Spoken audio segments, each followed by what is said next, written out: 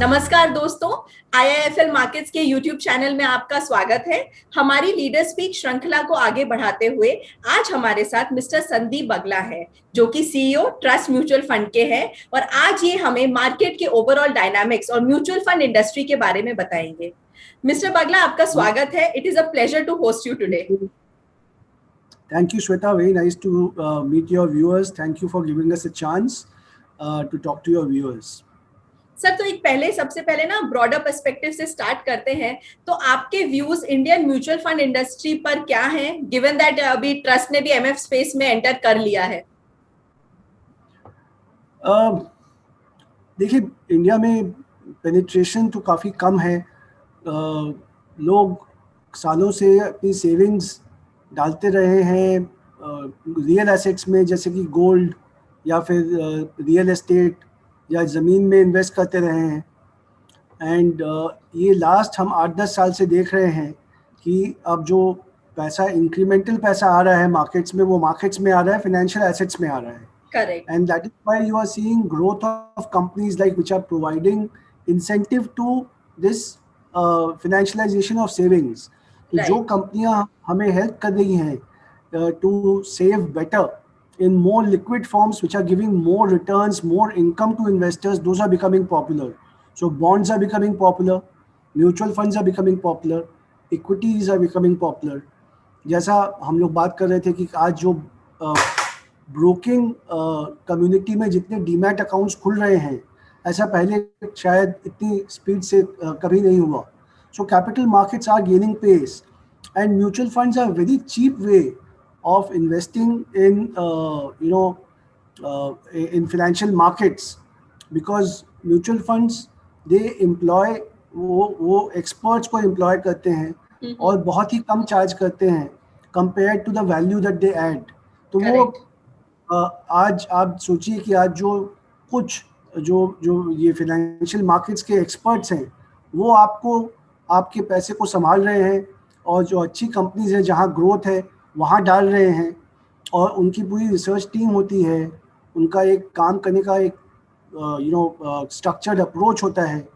So mutual funds are definitely very good access and cheap access to markets in a very efficient manner.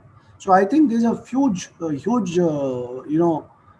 scope for India, and I think we will gradually move towards the penetration levels of advanced markets. Right. So US में आप अगर देखेंगे कि जो GDP है उतना ही mutual fund है. आज इंडिया में आप देखेंगे तो GDP का 12% म्यूचुअल फंड्स में है. So the opportunity is huge actually. Correct.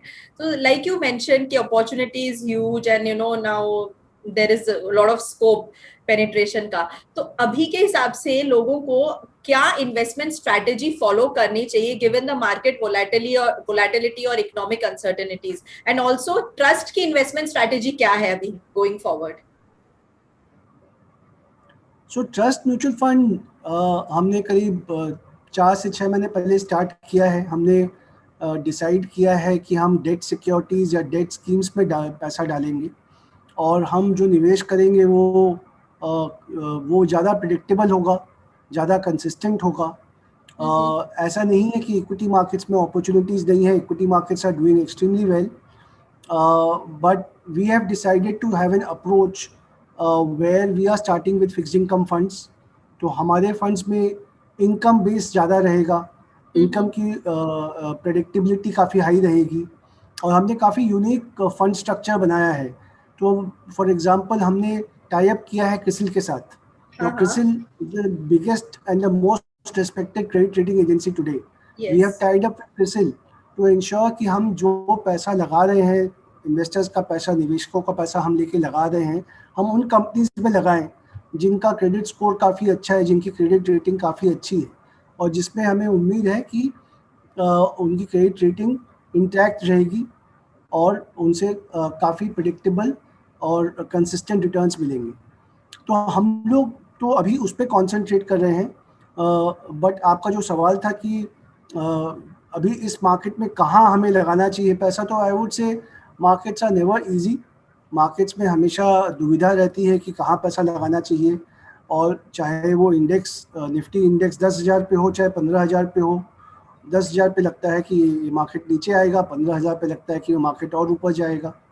तो ये the cycle of greed and fear is not easy to control, but हमें वो सोचना चाहिए कि हम जो पैसा निवेश कर रहे हैं, हमें वो पैसा निवेश करना चाहिए इक्विटीज़ में जो हमें काफ़ी टाइम तक ज़रूरत नहीं है।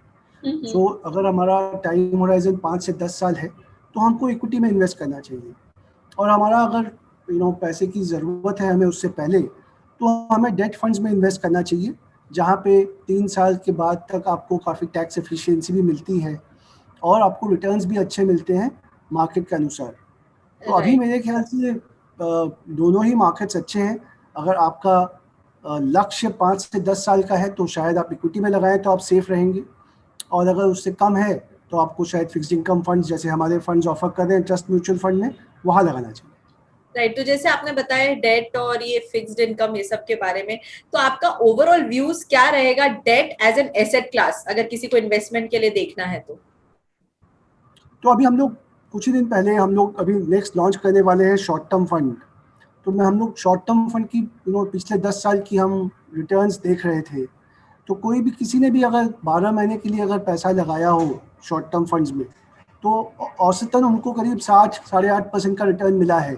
ओके। तो अक्रॉस इंटरेस्ट रेट साइकिल्स, जैसे हम कई बार बोलते हैं इक्विटी में कि भाई आप मार्केट को टाइम मत कीजिए, आप मार्केट में टाइम स्पेंड कीजिए। वैसे ही हम डेट में बोल सकते हैं कि आप अगर मार्केट में टाइम स्पेंड करेंगे तो आपके returns will be quite good, but अगर आप मार्केट टाइम करना चाहेंगे तो शायद वो सक्सेसफुल नहीं हो। तो मैं तो ये कहूँगा कि निवेशकों को भी 3 से 5 साल का पैसा है तो आप डेट में लगाइए। हाउएवर आपने जो पूछा है कि अभी क्या हमारा आउटलुक है, तो अभी हम काफ़ी पिक्यूलियर परिस्थिति के थ्रू निकल रहे हैं, जब कोविड का सेकेंड वेव चल रहा है और हम लोग सब घर में बैठे हुए हैं, काफ़ी हद तक बाहर नहीं निकलना चाह रहे। तो उससे इकोनॉमिक एक्टिविटी कम हो रही है देश की। तो इट्स क्वाइट पॉसिबल दैट जो सेंट्रल बैंक है, जो हमारा आरबीआई है, वो इंटरेस्ट रेट्स को कम रखेगा। राइट। और जो मार्केट में लिक्विडिटी है जो वो काफ़ी ज़्यादा रहेगी, जिससे कि देश की आर्थिक स्थिति बनी रहे और लोगों का एम्प्लॉयमेंट कम ना हो, कंपनीज़ की पोजीशन ख़राब ना हो।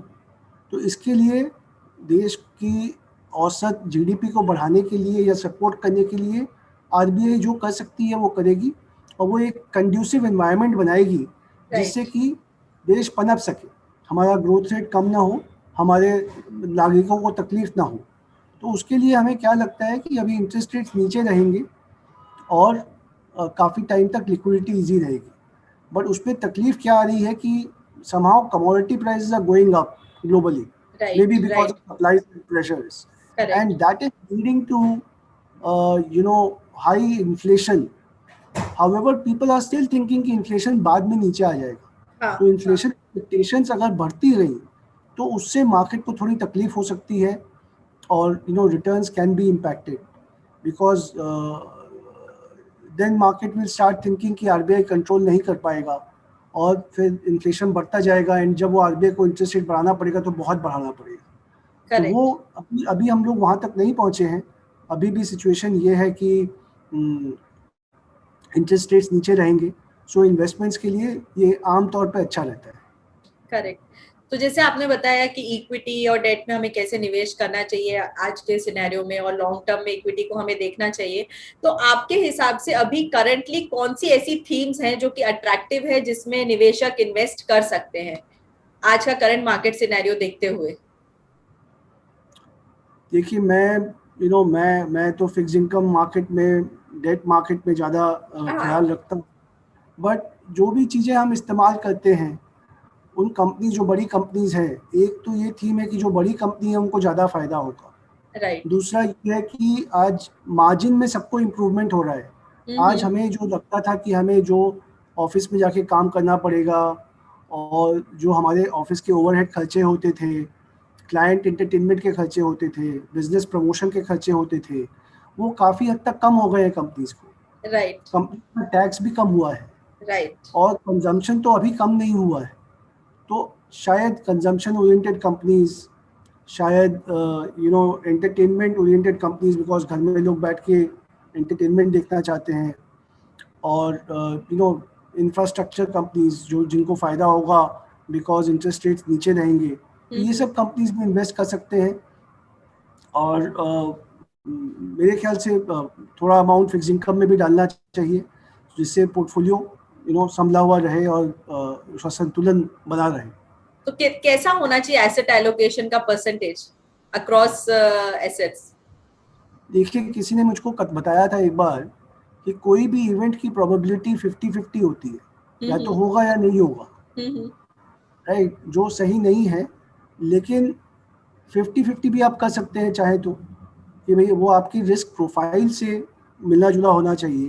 तो ये एक, आप जैसे हमारी एक कंपनी है ट्रस्ट प्लूटस, जो वेल्थ मैनेजमेंट करती है, तो वो क्या करती है कि वो आपका रिस्क प्रोफाइल पहले करती है कि आपके जो एसेट्स हैं, आपकी जो लाइबिलिटीज़ हैं, आपके जो गोल्स हैं, उसके हिसाब से आपको कैसा एसेट एलोकेशन होना चाहिए, आपकी रिस्क मेंटालिटी या रिस्क टॉलरेंस क्या है आपका। करेक्ट। तो आप किसी फाइनेंशियल एडवाइज़र के पास जाएं, अपना रिस्क टॉलरेंस और रिस्क गोल्स को डिफाइन करें और उसके हिसाब से इन्वेस्ट करें।